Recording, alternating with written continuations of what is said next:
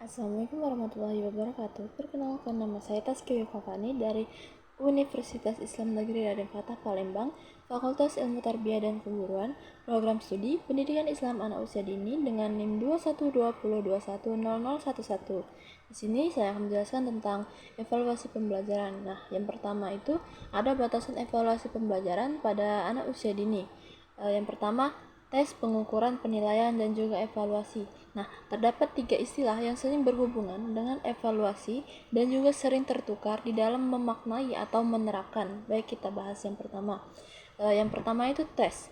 Tes itu merupakan salah satu cara untuk menafsirkan besarnya kemampuan seseorang secara tidak langsung. Nah, yaitu dengan melalui respon seseorang terhadap stimulasi atau pertanyaan yang akan diajukan.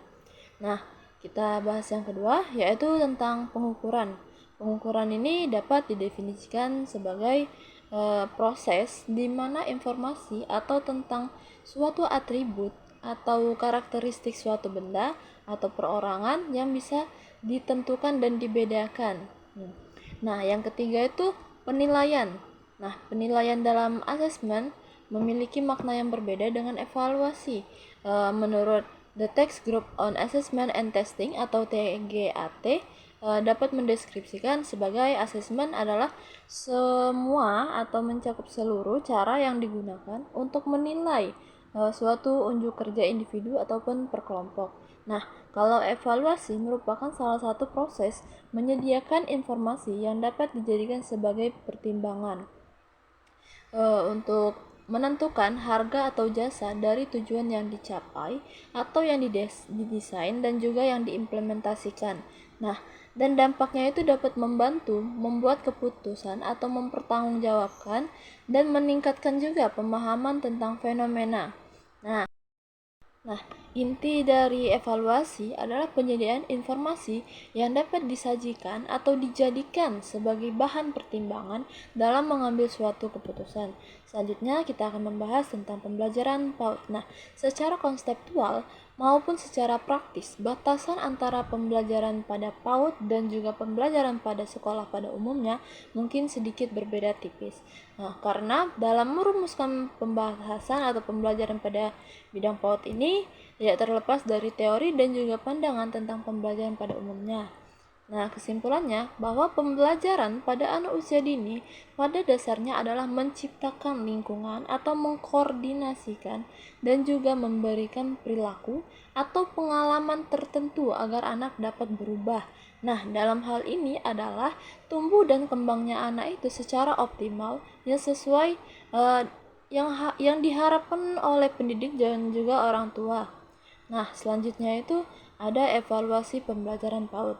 Jika makna evaluasi dan juga makna pembelajaran PAUD telah dijabarkan secara jelas, maka dapat dirumuskan bahwa pengertian atau batasan evaluasi pembelajaran PAUD yaitu merupakan proses pengumpulan atau menganalisis dan juga menafsirkan atau memberikan keputusan tentang data, perkembangan, dan juga belajar anak usia dini dalam kegiatan pembelajaran dan juga program layanan stimulasi yang diselenggarakan di lembaga PAUD sendiri ataupun di sekolah ataupun di kelas.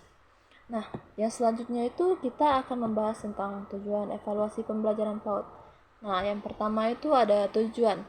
Tujuan yang dilaksanakan evaluasi ini adalah proses dan hasil pembelajaran atau program stimulasi pada pendidikan anak usia dini adalah untuk mengetahui keefektifan pelaksanaan kegiatan layanan pada suatu sekolah ataupun juga program stimulasi dan juga pencapaian hasil-hasil yang dimiliki oleh setiap anak. Nah, manfaatnya itu dapat dilaksanakannya evaluasi proses ini dan juga hasil pembelajaran atau program stimulasi. Yang pertama itu memperoleh pemahaman pelaksanaan dan juga hasil pembelajaran ataupun program stimulasi yang telah berlangsung atau dilaksanakan oleh pendidik yaitu guru ataupun kepala sekolah. Nah, yang kedua, membuat keputusan untuk berkenaan dengan pelaksanaan dan hasil pembelajaran atau program stimulasi terhadap anak. Yang ketiga itu meningkatkan kualitas proses dan hasil pembelajaran atau program stimulasi dalam rangka upaya meningkatkan kualitas tumbuh kembang anak. Nah, yang keempat atau yang terakhir, prinsip-prinsip evaluasi pembelajaran anak usia dini. Nah, terdapat beberapa hal ataupun prinsip yang harus dipertimbangkan oleh evaluator dalam melaksanakan evaluasi pembelajaran ataupun program stimulasi PAUD. Yang pertama itu evaluasi pembelajaran atau program stimulasi PAUD itu berhubungan dengan tujuan program kegiatan yang telah direncanakan oleh pendidik ataupun lembaga. Nah, yang kedua itu hasil evaluasi ini menguntungkan kepada anak ataupun orang tua dan juga pendidik untuk menyesuaikan program kegiatan pada tahap yang akan dilakukan selanjutnya. Yang ketiga itu evaluasi pembelajaran atau program stimulasi pada PAUD itu sebaiknya merupakan sebuah proses keterlibatan kerjasama antara pendidik, anak, dan juga orang tua. Nah, yang keempat itu evaluasi pembelajaran ini atau program stimulasi pada PAUD ini hendaklah menggunakan cara yang paling tepat. Nah, dengan cara yang dianjurkan untuk mengedepankan melakukan pengamatan secara langsung. Yang kelima ataupun yang terakhir, tes, pengukuran, penilaian, dan juga pencatatan segala informasi perkembangan belajar anak itu hendaklah dilakukan secara tepat, objektif, dan juga segera dilaksanakan. Selanjutnya kita membahas tentang prosedur dan juga teknik evaluasi pembelajaran pada PAUD, yaitu secara formal dan terinstruktur tahapan pelaksanaan evaluasi pada proses pembelajaran ataupun program stimulasi PAUD sebaiknya itu melalui prosedur yang pertama itu menentukan tujuannya. Nah, untuk menentukan bagaimana tujuan yang akan dilaksanakan oleh pendidik tersebut. Yang kedua, menentukan desain evaluasi. Apakah evaluasi ini menggunakan desain yang seperti apa yang cocok untuk anak sendiri. Yang ketiga itu mengembangkan instrumen evaluasi, dan juga yang keempat pengumpulan informasi atau data. Yang kelima analisis dan interpretasi. Yang keenam itu tindak lanjut. Nah, namun dalam prakteknya itu terutama yang dilakukan oleh para pendidik yang dilakukan secara fleksibel. Selanjutnya ada contoh bagaimana catatan-catatan evaluasi. Yang pertama itu catatan anekdot. Nah, di catatan anekdot ini berisi nama anak dan juga pengamat serta usia dan juga kelompok bermain anak. Nah, setelah itu di bawahnya terdapat beberapa kolom. Yang pertama itu hari, tanggal, dan juga waktu. Yang kedua itu peristiwa. Yang ketiga itu komentar. Nah, selanjutnya ada time sampling. Nah, di sini berisi tentang nama anak, usia, tanggal dan hari, dan juga pengamatannya siapa. Nah, memiliki juga beberapa kolom. Yang pertama itu memiliki kolom pertama berisi tentang perilaku.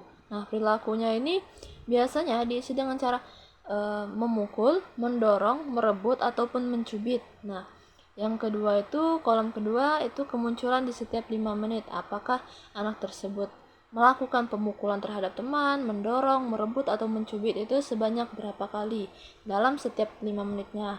Nah, selanjutnya kolom selanjutnya itu jumlah kemunculan. Nah, di sini jumlah kemunculannya itu diisi dengan berapa kali anak melakukan pemukulan, mendorong, merebut, ataupun mencubit kepada temannya. Nah, yang terakhir itu catatan peristiwa. Nah, catatan peristiwanya ini menjelaskan tentang keterangan bahwa anak itu berapa kali melakukan perilaku memukul, mendorong, merebut, ataupun mencubit kepada temannya setiap berapa menit sekali. Nah, keterangannya itu yang pertama, jika diisi kolom yang pertama itu tertulis angka 1, maka sama dengan terjadi. Nah, jika terdapat kolom tersebut terisi 0, berarti tidak terjadi. Baik, selanjutnya catatan berkesinambungan. Nah, catatan berkesinambungan juga memiliki beberapa tabel ataupun kolom. Nah, yang pertama itu hari atau tanggal. Yang kedua, waktu. Yang ketiga, kejadian atau tempat. Yang keempat itu peristiwa, dan juga yang kelima itu evaluasi. Nah, selanjutnya itu ada pengamatan hasil karya anak. Nah, di sini ada dua kolom atau dua tabel.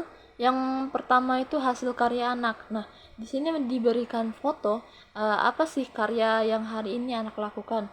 Nah, yang kedua itu uraian pendidik, nah atau guru.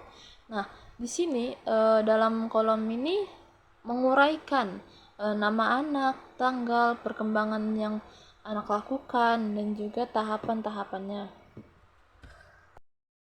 Oke, selanjutnya itu ada event sampling. Nah, di sini terdapat nama anak, sentra apa, pengamatnya siapa, dan usia, tanggal, dan waktu, serta perilaku. Nah, di sini terdapat waktu, peristiwa pencetus, atau juga yang ketiga itu perilaku, dan yang terakhir itu konsekuensi yang diberikan. Nah, ada juga dengan cara teknik checklist perkembangan pada anak yang berisi nama anak yang terdapat di atas kolom. Nah, di antaranya itu ada kolom yang pertama itu berisi nomor. Nah, yang kedua itu aspek perkembangan yang dilakukan oleh anak. Yang ketiga itu indikatornya. Yang keempat itu tentang frekuensinya, JK atau S. Oke, selanjutnya itu catatan spesimen. Nah, yang di sini berada nama anak sendiri, usia, tanggal dan hari, dan juga yang terakhir itu pendidik. Memiliki 3 tabel. Yang pertama itu aspek atau perilaku. Ini aspek atau perilaku ini berisi tentang aspek perkembangan pada anak usia dini. Yang kedua itu tentang catatan. Nah, di sini catatannya itu berisi tentang apa yang dilakukan anak pada hari itu. Nah, yang ketiga itu evaluasinya. Evaluasi ini yang akan dilakukan oleh guru, yang akan dikembangkan untuk anak sendiri. Dan yang terakhir itu kumpulan bukti hasil kemampuan anak. Di sini terdapat nama anak dan juga pengamat. Nah, yang selanjutnya itu ada kolom. Yang pertama itu nomor, dan yang kedua kemampuan, ketiga bukti, dan keempat tanggal. Nah, di dalam kolom kemampuan ini biasanya berisi tentang identitas diri, apakah berpisah dengan orang tua tanpa kesulitan, tidak terlalu bergantung pada guru, kontak mata dengan orang dewasa, atau dapat memilih aktivitas tanpa bantuan guru, dan juga perkembangan lainnya, perkembangan sosial, emosional, perkembangan motorik, berbahasa. Baik, mungkin itu saja yang dapat saya sampaikan. Saya ucapkan terima kasih. Wassalamualaikum warahmatullahi wabarakatuh.